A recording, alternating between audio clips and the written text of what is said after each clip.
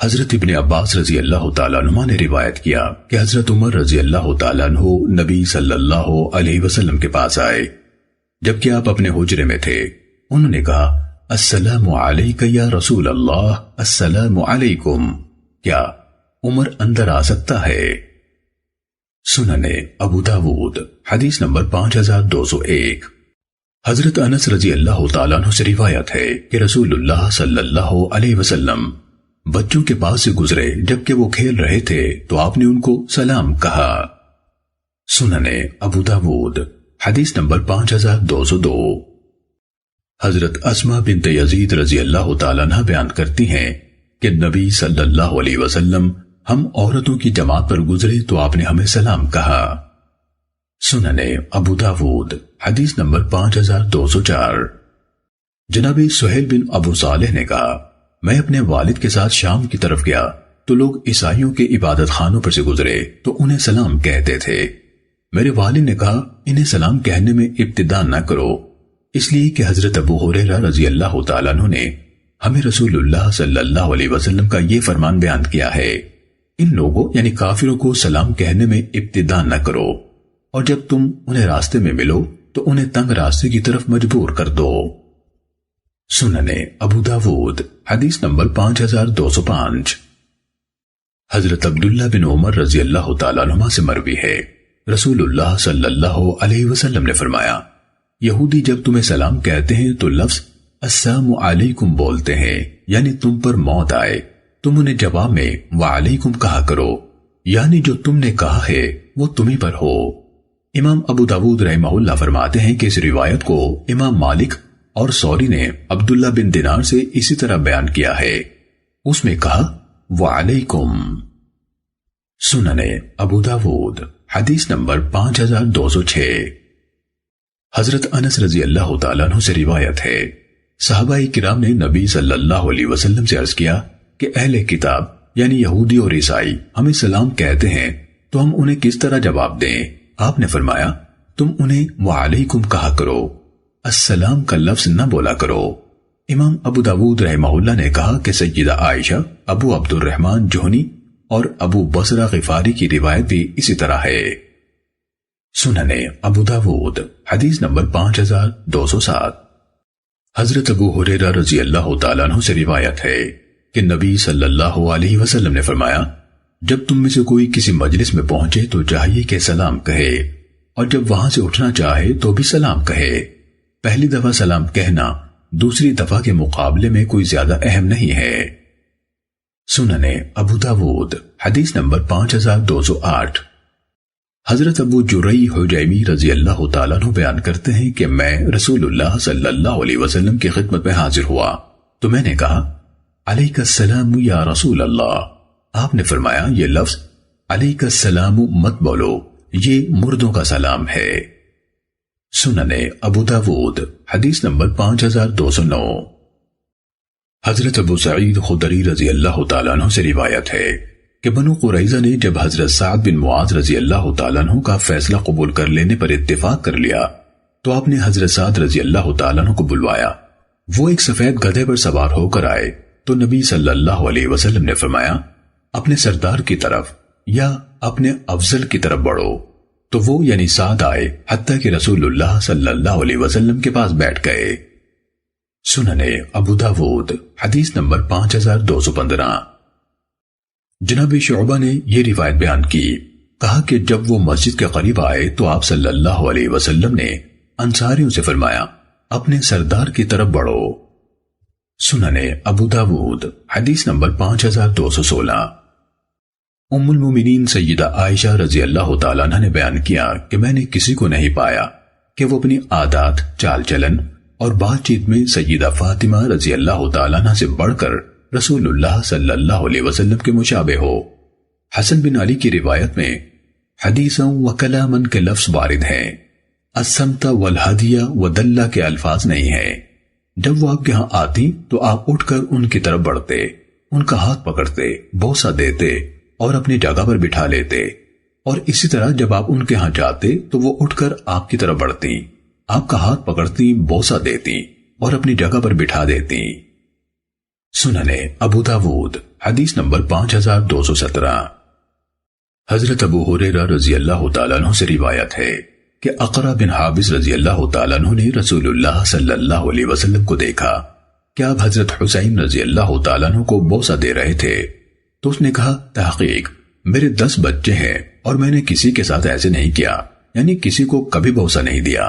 تو رسول اللہ صلی اللہ علیہ وسلم نے فرمایا جو رحم نہیں کرتا اس پر رحم نہیں کیا جاتا۔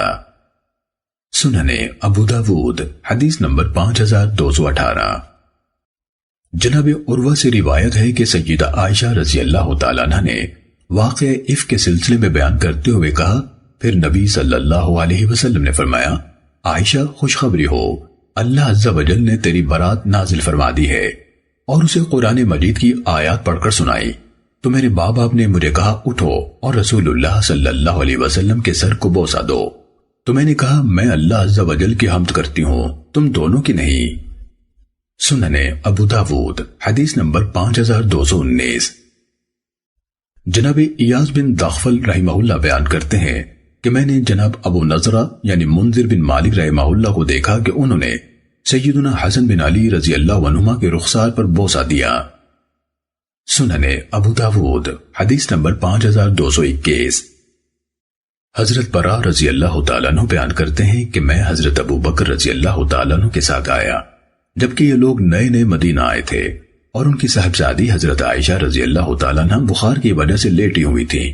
تو ابو بکر رضی اللہ تعالیٰ عنہ ان کے قریب ہوئے اور پوچھا بیٹا تمہارا کیا حال ہے، اور ان کے رخسار پر بوسہ بھی دیا۔ سننے ابو داود حدیث نمبر 5222۔ جناب عبد الرحمن بن ابو لیلہ حضرت اسید بن حضیر رضی اللہ تعالیٰ عنہ سے روایت کرتے ہیں، اور یہ انصار میں سے تھے۔ یہ ایک دفعہ اپنے قوم سے باتیں کر رہے تھے، مزاحی آدمی تھے، اور انہیں ہنسا رہے تھے کہ نبی صلی اللہ علیہ وسلم نے ان کی کوکھ میں ایک لکڑی چبھو دی۔ تو انہوں نے یعنی اسید بن حضیر نے کہا مجھے بدلہ دیجئے۔ آپ صلی اللہ علیہ وسلم نے فرمایا لے لو۔ انہوں نے کہا آپ پر تو قمیص ہے اور مجھ پر قمیص نہیں تھی۔ تو نبی صلی اللہ علیہ وسلم نے اپنے قمیض اوپر کر دی، تو اسید نے آپ علیہ السلام کو اپنے بازوؤں میں لے لیا اور آپ کے پہلو پر بوسے دینے لگے اور کہنے لگے اے اللہ کے رسول میری یہی نیت تھی۔ سننے ابو داود حدیث نمبر 5224۔ سیدنا ابو ذر رضی اللہ تعالیٰ عنہ سے روایت ہے، وہ کہتے ہیں نبی صلی اللہ علیہ وسلم نے مجھے بلایا، اے ابو ذر، میں نے کہا میں حاضر ہوں اور بڑا باسعادت ہوں، اے اللہ کے رسول میں آپ پر فدا اور قربان۔ سننے ابو داود حدیث نمبر 5226۔ حضرت ابو قتادہ رضی اللہ تعالیٰ عنہ نے بیان کیا کہ نبی صلی اللہ علیہ وسلم اپنے ایک سفر میں تھے کہ صحابہ کو پیاس نے ستایا، تو جلد باز لوگ آگے بڑھ گئے اور میں اس رات رسول اللہ صلی اللہ علیہ وسلم کے ساتھ ساتھ رہا۔ تو آپ نے فرمایا اللہ تیری حفاظت کرے جیسے تو نے اس کے نبی کی حفاظت کی۔ سننے ابو داود حدیث نمبر 5228۔ جناب ابو مجلس بیان کرتے ہیں کہ امیر المومنین حضرت معاویہ رضی اللہ تعالیٰ عنہ حضرت عبداللہ بن زبیر اور عبداللہ بن عامر رضی اللہ عنہم کے ہاں آئے، تو ابن عامر رضی اللہ تعالیٰ عنہ ان کے احترام میں کھڑے ہو گئے، لیکن ابن زبیر رضی اللہ تعالیٰ عنہ بیٹھے رہے۔ تو حضرت معاویہ رضی اللہ تعالیٰ عنہ نے ابن عامر سے کہا بیٹھ جائیں، اس لیے کہ میں نے رسول اللہ صلی اللہ علیہ وسلم سے سنا ہے، آپ فرماتے تھے جو شخص یہ پسند کرتا ہو کہ لوگ اس کے لیے کھڑے رہیں تو اسے چاہیے کہ اپنا ٹھکانہ جہنم بنا لے۔ سننے ابو داود حدیث نمبر 5229۔ ام المومنین سیدہ عائشہ رضی اللہ تعالیٰ عنہ نے بیان کیا نبی صلی اللہ علیہ وسلم نے مجھ سے فرمایا تحقیق جبرائیل علیہ السلام تجھے سلام کہہ رہے ہیں، تو میں نے کہا وعلیہ السلام ورحمت اللہ۔ سننے ابو داود حدیث نمبر 5232۔ حضرت عبداللہ بن عامر رضی اللہ تعالیٰ عنہ کا بیان ہے کہ میں اور میری والدہ اپنے احاطے کی دیوار لیپ رہے تھے کہ رسول اللہ صلی اللہ علیہ وسلم میرے پاس سے گزرے۔ آپ نے پوچھا عبداللہ کیا ہو رہا ہے؟ میں نے عرض کیا اللہ کے رسول اس کی کچھ مرمت کر رہا ہوں۔ آپ نے فرمایا معاملہ تو اس سے بہت جلد ہے۔ سننے ابو داود حدیث نمبر 5235۔ جناب اعمش نے اپنے سند سے مذکورہ بالا روایت بیان کی. کہا کہ رسول اللہ صلی اللہ علیہ وسلم میرے پاس سے گزرے اور ہم اپنی جھگی یا کوٹری جو بوسیدہ ہو گئی تھی اس کی مرمت کر رہے تھے. آپ نے پوچھا کیا ہو رہا ہے؟ ہم نے عرض کیا ہماری یہ جھگی بوسیدہ ہو گئی ہے تو اس کی مرمت کر رہے ہیں. تو رسول اللہ صلی اللہ علیہ وسلم نے فرمایا میں تو معاملے کو اس سے بھی جلد سمجھتا ہوں. سننے ابو داود حدیث نمبر 5236. حضرت انس بن مالک رضی اللہ تعالیٰ عنہ سے روایت ہے کہ رسول اللہ صلی اللہ علیہ وسلم باہر نکلے تو ایک اونچا قبہ نما مکان دیکھا. آپ نے پوچھا یہ کیا ہے؟ صحابہ نے عرض کیا کہ یہ فلاں انصاری کا ہے. کہتے ہیں کہ آپ خاموش ہو رہے اور بات اپنے دل میں رکھی. جب اس کا مالک دوسرے لوگوں کے ساتھ آپ کے پاس سلام کرنے کے لیے آیا تو آپ نے اس پر توجہ نہ دی اور بار بار ایسے ہوا حتیٰ کہ وہ سمجھ گیا کہ آپ ناراض ہیں اور توجہ نہیں فرماتے ہیں.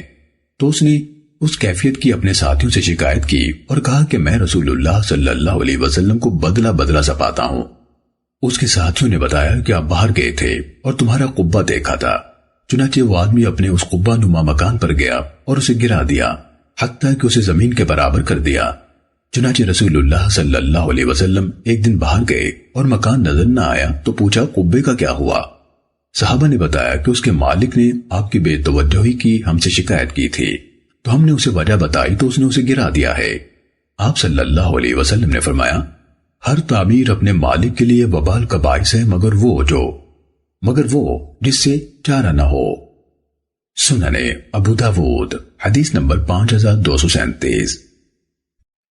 حضرت دکین بن سعید موزنی رضی اللہ تعالیٰ عنہ بیان کرتے ہیں کہ ہم نبی صلی اللہ علیہ وسلم کی خدمت میں حاضر ہوئے اور ہم نے آپ سے غلے کا مطالبہ کیا تو آپ نے فرمایا عمر جاؤ اور ان کو دو.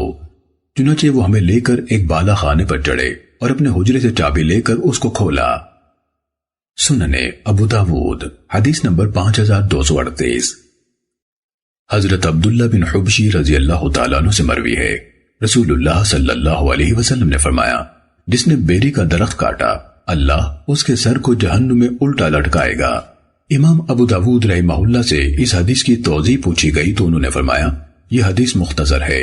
اس سے مراد یہ ہے کہ جنگل میں لگی بیری کا درخت جو آنے جانے والے مسافروں اور جانوروں کے لیے سائے کا کام دیتا ہو اور کوئی شخص بے مقصد ظلم سے اسے کاٹ ڈالے تو اللہ اسے جہنم میں الٹا لٹکائے گا. سننے ابو داود حدیث نمبر 5239. جناب عثمان بن ابو سلیمان نے ثقیف کے ایک آدمی سے اس نے حضرت عروہ بن زبیر سے انہوں نے نبی صلی اللہ علیہ وسلم سے مرفوع روایت کیا اور مذکورہ بالا حدیث کی مانند بیان کی. سننے ابو داود حدیث نمبر 5240. حسان بن ابراہیم کہتے ہیں میں نے ہشام بن عروہ سے یہ مسئلہ پوچھا کہ بیری کا کاٹنا کیسا ہے جبکہ وہ اپنے والد عروہ کے محل کے ساتھ ٹیک لگائے بیٹھے تھے. انہوں نے کہا کیا تم یہ دروازے اور چوکھٹیں دیکھ رہے ہو؟ یہ عروہ کی بیریوں سے بنائے گئے ہیں اور وہ انہیں اپنی زمین سے کاٹ لیا کرتے تھے اور کہا کہ اس میں کوئی حرج نہیں ہے. حمید بن مسعدہ نے مزید کہا کہ ہشام نے کہا ارے عراقی یعنی حسان بن ابراہیم تو میرے پاس ایک بدعت والی بات لایا ہے.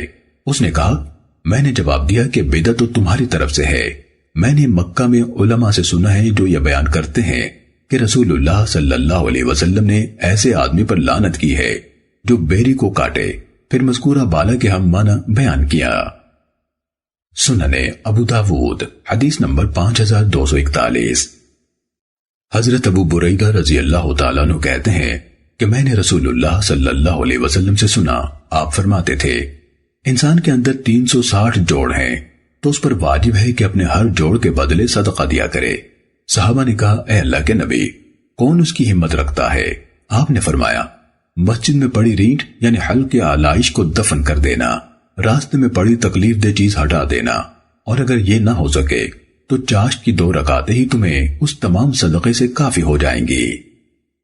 سننے ابو داود حدیث نمبر 5242.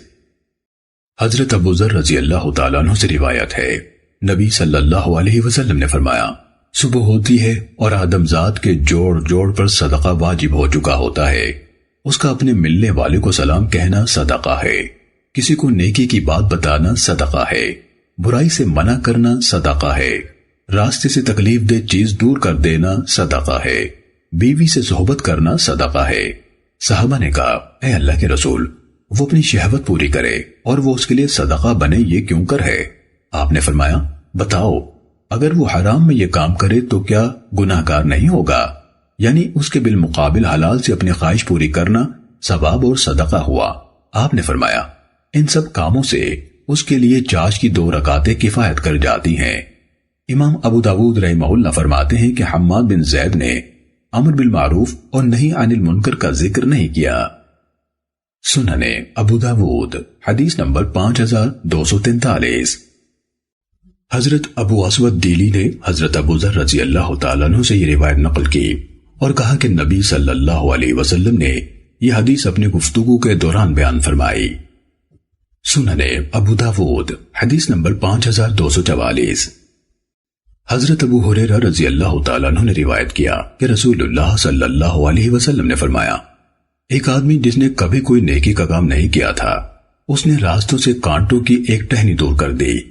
یہ ٹہنی یا تو درخت پر تھی کہ اس نے کاٹ پھینکی یا راستے میں پڑی تھی، اور اس نے ایک طرف ہٹا دی تو اللہ تعالیٰ نے اس کا یہ عمل قبول کر لیا اور اس کی وجہ سے اسے جنت میں داخل فرما دیا۔ سنن ابو داود حدیث نمبر 5245۔ جناب سالم رحمہ اللہ اپنے والد حضرت عبداللہ بن عمر رضی اللہ تعالیٰ عنہ سے روایت کرتے ہیں، اور ایک بار نبی صلی اللہ علیہ وسلم سے مرفوع بھی ذکر کیا کہ سوتے وقت اپنے گھروں میں آگ نہ رہنے دیا کرو۔ سنن ابو داود حدیث نمبر 5246۔ حضرت ابو ہریرہ رضی اللہ تعالیٰ عنہ نے بیان کیا رسول اللہ صلی اللہ علیہ وسلم نے فرمایا جب سے ہماری ان سانپوں سے لڑائی شروع ہوئی ہے ہم نے ان سے صلح نہیں کی، اور جس نے ڈر کے مارے ان میں سے کسی کو چھوڑ دیا وہ ہم میں سے نہیں۔ سنن ابو داود حدیث نمبر 5248۔ جناب سالم اپنے والد حضرت عبداللہ بن عمر رضی اللہ عنہما سے روایت کرتے ہیں رسول اللہ صلی اللہ علیہ وسلم نے فرمایا سب قسم کے سانپوں کو مار ڈالا کرو، وہ بھی جس کی پشت پر سیاہ یا سفید رنگ کی 2 لکیریں ہوتی ہیں اور جس کی دم نہیں ہوتی، بلا شبہ یہ نظر زائل کر دیتے ہیں، یعنی جس کے ساتھ ان کی نظر مل جائے، اور یہ حمل گرانے کا باعث بھی بنتے ہیں۔ چنانچہ حضرت عبداللہ رضی اللہ تعالیٰ عنہ جس سانپ کو بھی پاتے اسے قتل کر ڈالتے تھے۔ چنانچہ حضرت ابو لبابہ یا زید بن خطاب رضی اللہ تعالیٰ عنہ نے ان کو دیکھا کہ وہ سانپ کو ڈھونڈ رہے تھے، تو انہوں نے بیان کیا کہ یہ جو گھروں میں رہنے والے سانپ ہیں ان کو قتل کرنے سے منع کیا گیا ہے۔ سنن ابو داود حدیث نمبر 5252۔ حضرت ابو لبابہ رضی اللہ تعالیٰ عنہ سے روایت ہے کہ رسول اللہ صلی اللہ علیہ وسلم نے ان سانپوں کو جو گھروں میں رہتے ہیں مارنے سے منع فرمایا ہے، سوائے ان کے جن کی پشت پر کالی یا سفید 2 دھاریاں ہوتی ہیں اور جس کی دم نہیں ہوتی، بلا شبہ یہ نظر زائل کر دینے اور عورتوں کا حمل گرا دینے کا باعث بنتے ہیں۔ سنن ابو داود حدیث نمبر 5253۔ جناب نافع روایت کرتے ہیں کہ حضرت ابو لبابہ رضی اللہ تعالیٰ عنہ کی مذکورہ والا حدیث معلوم ہونے کے بعد حضرت عبداللہ بن عمر رضی اللہ تعالیٰ عنہ کو دیکھا گیا کہ انہوں نے اپنے گھر میں سانپ دیکھا تو اسے قتل نہیں کیا بلکہ اس کے متعلق حکم دیا اور بقیع کی طرف بھگا دیا گیا۔ سنن ابو داود حدیث نمبر 5254۔ جناب اسامہ حضرت نافع سے مذکورہ حدیث کے سلسلے میں روایت کرتے ہیں، نافع نے کہا یہ روایت سننے کے بعد میں نے گھر میں سانپ دیکھا، یعنی مارنے کے بجائے بقیع کی جانب بھگا دیا۔ سنن ابو داود حدیث نمبر 5255۔ حضرت ابو صائب بیان کرتے ہیں کہ میں حضرت ابو سعید خدری رضی اللہ تعالیٰ عنہ کی خدمت میں آیا، میں ان کے پاس بیٹھا ہوا تھا کہ میں نے ان کی چارپائی کے نیچے کسی چیز کی سرسراہٹ محسوس کی، میں نے دیکھا تو وہ سانپ تھا، چنانچہ میں اٹھ کر کھڑا ہو گیا تو حضرت ابو سعید رضی اللہ تعالیٰ عنہ نے پوچھا کیا ہے؟ میں نے کہا کہ یہاں سانپ ہے۔ انہوں نے کہا تو کیا چاہتے ہو؟ میں نے کہا کہ اسے مارتا ہوں۔ تو انہوں نے اپنے گھر کے سامنے ایک مکان کی طرف اشارہ کیا اور کہا بے شک میرا چچا زاد اسی مکان میں رہتا تھا، جنگ خندق کے دن اس نے اپنے گھر آنے کی اجازت مانگی جبکہ اس کی نئی شادی ہوئی تھی، رسول اللہ صلی اللہ علیہ وسلم نے اس کو اجازت دے دی اور فرمایا کہ مسلح ہو کر جانا۔ وہ اپنے گھر آیا تو دیکھا کہ اس کی بیوی دروازے پر کھڑی ہے، چنانچہ اس نے نیزے سے اس کی طرف اشارہ کیا یعنی مارنے لگا تو اس نے کہا جلدی مت کرو، پہلے دیکھ لو کہ مجھے کس چیز نے باہر نکالا ہے، یعنی دیکھ لو کہ میں باہر کیوں نکلے ہوں۔ چنانچہ وہ گھر کے اندر گیا تو دیکھا کہ وہاں ایک بدصورت سانپ تھا۔ چنانچہ اس نے اپنا نیزہ اسی میں چبھو دیا اور اسی طرح چبھوئے ہوئے باہر لے آیا اور سانپ نیزے کے ساتھ تڑپ رہا تھا۔ انہوں نے کہا مجھے نہیں معلوم کہ ان میں سے پہلے کون مرا، وہ آدمی یا سانپ۔ چنانچہ اس کی قوم رسول اللہ صلی اللہ علیہ وسلم کی خدمت میں آئی اور انہوں نے کہا دعا فرمائے کہ اللہ تعالیٰ ہمارے اس آدمی کو واپس یعنی زندہ کر دے۔ آپ نے فرمایا اپنے ساتھی کے لیے بخشش کی دعا کرو۔ پھر فرمایا مدینے میں کچھ جن مسلمان ہوئے ہیں، تو جب تم ان میں سے کسی کو دیکھو تو اسے 3 بار خبردار کرو، اس کے بعد اگر قتل کرنے کا خیال ہو تو تیسری بار کے بعد قتل کرو۔ سننے ابو داود حدیث نمبر 5257۔ جناب ابن عجلان نے یہ حدیث اختصار سے روایت کی، کہا اسے 3 بار خبردار کرے، اس کے بعد اگر ظاہر ہو تو قتل کر دے، بلا شبہ وہ شیطان ہے۔ سننے ابو داود حدیث نمبر 5258۔ جناب ابو صائب مولا ہشام بن زہرہ سے روایت ہے کہ وہ حضرت ابو سعید خدری رضی اللہ تعالیٰ عنہ کے ہاں گئے اور مذکورہ بالا حدیث کی مانند بلکہ اس سے کامل روایت کیا، کہا اسے 3 دن تک متنبہ کرو، اگر اس کے بعد تمہارے سامنے آئے تو قتل کر دو، بلا شبہ وہ شیطان ہے۔ سننے ابو داود حدیث نمبر 5259۔ حضرت عامر بن سعد اپنے والد حضرت سعد بن ابو وقاص رضی اللہ تعالیٰ عنہ سے روایت کرتے ہیں کہ رسول اللہ صلی اللہ علیہ وسلم نے چھپکلی اور گرگٹ کو قتل کر دینے کا حکم دیا ہے اور اسے چھوٹا فاسق بتایا، یعنی ضرر رساں اور نقصان دہ جانور۔ سننے ابو داود حدیث نمبر 5262۔ حضرت ابو ہریرہ رضی اللہ تعالیٰ عنہ سے روایت ہے رسول اللہ صلی اللہ علیہ وسلم نے فرمایا جس نے چھپکلی اور گرگٹ کو پہلی چوٹ میں مارا اس کے لیے اتنا اتنا ثواب ہے، اور جس نے دوسری چوٹ میں مارا اسے اتنا اتنا ثواب ہے، یعنی پہلے سے کم، اور جس نے تیسری چوٹ میں مارا اس کے لیے اتنا اتنا ثواب ہے، یعنی دوسری بار سے بھی کم۔ سننے ابو داود حدیث نمبر 5263۔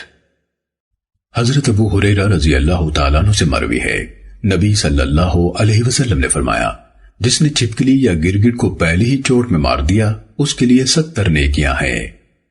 سننے ابو داود حدیث نمبر 5264۔ حضرت ابو ہریرہ رضی اللہ تعالیٰ عنہ سے روایت ہے رسول اللہ صلی اللہ علیہ وسلم نے فرمایا انبیاء علیہ السلام میں سے ایک نبی کسی درخت کے نیچے اترے تو ایک چونٹی نے ان کو کاٹ لیا، تو انہوں نے اس کے پورے بل کو اس کے نیچے سے نکالنے کا حکم دیا اور پھر حکم دیا اور انہیں جلا دیا گیا، تو اللہ عز و جل نے ان کی طرف وحی کی کہ صرف ایک ہی کو کیوں نہ مارا جس نے کاٹا تھا۔ سننے ابو داود حدیث نمبر 5265۔ حضرت ابو ہریرہ رضی اللہ تعالیٰ عنہ نے روایت کیا رسول اللہ صلی اللہ علیہ وسلم نے فرمایا ایک چونٹی نے کسی نبی کو کاٹ لیا تو انہوں نے ان کے پورے بل کے متعلق حکم دیا اور اسے جلا ڈالا گیا، تو اللہ عز و جل نے ان کی طرف وحی کی کیا وجہ ہوئی کہ تجھے تو ایک چونٹی نے کاٹا تھا اور تو نے پوری جماعت کو ہلاک کر ڈالا جو اللہ کی تسبیح کرتی تھی۔ سننے ابو داود حدیث نمبر 5266۔ جناب عبد الرحمن اپنے والد حضرت عبداللہ بن مسعود رضی اللہ تعالیٰ عنہ سے روایت کرتے ہیں انہوں نے کہا کہ ہم ایک سفر میں رسول اللہ صلی اللہ علیہ وسلم کے ساتھ تھے، آپ قضاء حاجت کے لیے گئے تو ہم نے ایک چڑیا دیکھی جس کے ساتھ 2 بچے بھی تھے، ہم نے اس کے بچے پکڑ لیے تو ان کی ماں اپنے بچوں پر گرنے لگی، نبی صلی اللہ علیہ وسلم تشریف لائے اور پوچھا اس کو اس کے بچوں سے کس نے پریشان کیا ہے، اس کے بچے اس کو واپس کر دو، اور آپ نے دیکھا کہ چیونٹیوں کا ایک بل ہم نے جلا ڈالا ہے، تو آپ نے پوچھا اس کو کس نے جلایا ہے، ہم نے بتایا کہ ہم نے جلایا ہے، آپ نے فرمایا آگ کے رب یعنی اللہ تعالیٰ کے سوا کسی کو روا نہیں کہ کسی کو آگ سے عذاب دے۔ سننے ابو داود حدیث نمبر 5268۔ حضرت عبد الرحمن بن عثمان رضی اللہ تعالیٰ عنہ سے روایت ہے کہ ایک معالج نے نبی صلی اللہ علیہ وسلم سے مینڈک کے متعلق پوچھا کہ وہ اسے کسی دوا میں ڈالتا ہے، تو آپ نے اسے اس کے قتل کرنے سے منع فرمایا۔ سننے ابو داود حدیث نمبر 5269۔ حضرت عبداللہ بن مغفل رضی اللہ تعالیٰ عنہ سے روایت ہے کہ رسول اللہ صلی اللہ علیہ وسلم نے کنکریاں مارنے سے منع فرمایا ہے۔ آپ نے فرمایا اس سے کسی کا شکار نہیں ہوتا، نہ کوئی دشمن زخمی ہوتا ہے، البتہ کسی کی آنکھ پھوٹ سکتی ہے یا دانت ٹوٹ سکتا ہے۔ سننے ابو داود حدیث نمبر 5270۔ حضرت ابو ہریرہ رضی اللہ تعالیٰ عنہ سے روایت ہے، نبی صلی اللہ علیہ وسلم نے فرمایا اللہ عز و جل فرماتا ہے کہ آدم کا بیٹا مجھے دکھ دیتا ہے، وہ زمانے کو گالی دیتا ہے، حالانکہ میں ہی زمانہ ہوں، معاملہ میرے ہی ہاتھ میں ہے، رات اور دن کو میں ہی پھیرتا ہوں۔ ابن سرح نے سند میں سعید کے بجائے ان ابن المسیب کہا، اور وہ ایک ہی شخصیت ہے، یعنی سعید ابن مسیب رحمہ اللہ۔ سننے ابو داود حدیث نمبر 5274۔